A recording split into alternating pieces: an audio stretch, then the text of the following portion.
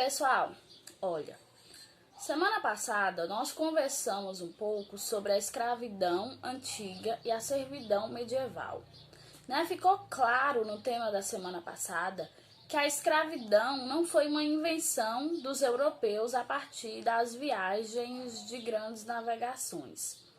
Essa semana nós vamos conversar sobre o tráfico de escravos. Outra coisa que tem que ficar clara é que o tráfico de escravos não foi inventado pelos europeus a partir das grandes navegações.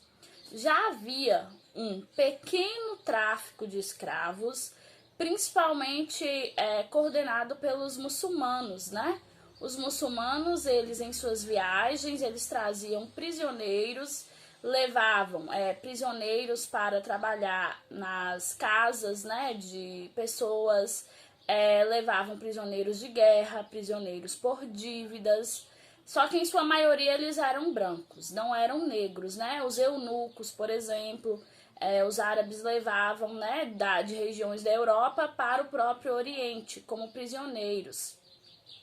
Nós também sabemos que os próprios africanos, entre suas tribos, na sua organização patriarcal de tribos, eles também já praticavam a venda de escravos, Eles mesmos se venderam para os brancos. Já havia escravidão na África, principalmente por dívida, principalmente escravos por guerra, mas não era uma organização sistemática baseada no lucro, como vai se tornar a partir dos séculos XV e XVI com os grandes descobrimentos. Gente, o tráfico negreiro vai se tornar a atividade econômica mais lucrativa da América, principalmente da América Portuguesa, não só da América Portuguesa, mas principalmente da América Portuguesa. E o interessante da gente entender desse tráfico é que era um tráfico baseado na discriminação, no preconceito e na exploração. Porque antes não era? Era. Só que antes era diferente. O europeu, ele vai se julgar no direito de escravizar, de subjugar e de traficar o negro simplesmente por se achar superior.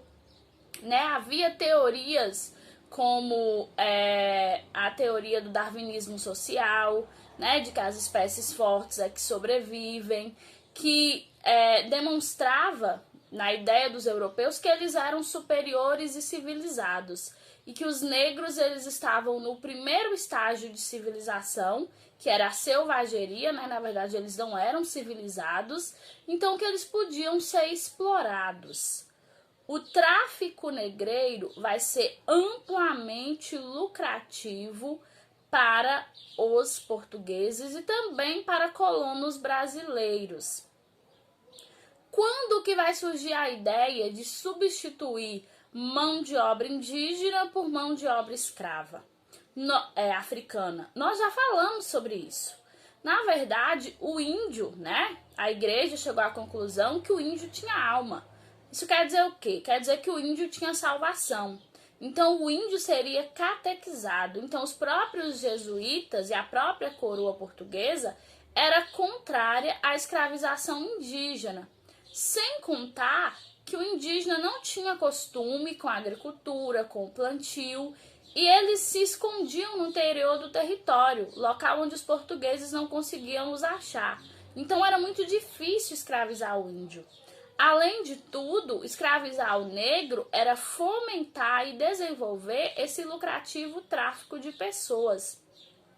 Gente, eram navios e mais navios que saíam carregados de gente da África.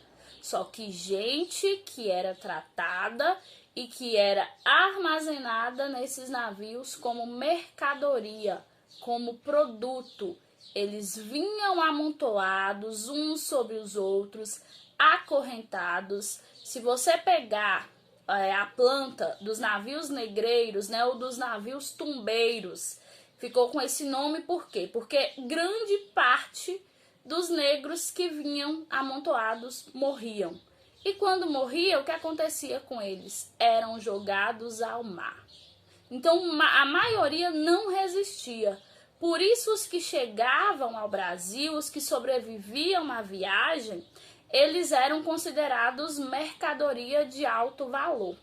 Eles chegavam, eram expostos no mercado, passava-se óleo neles para que eles brilhassem como se fosse ilustrando a mercadoria.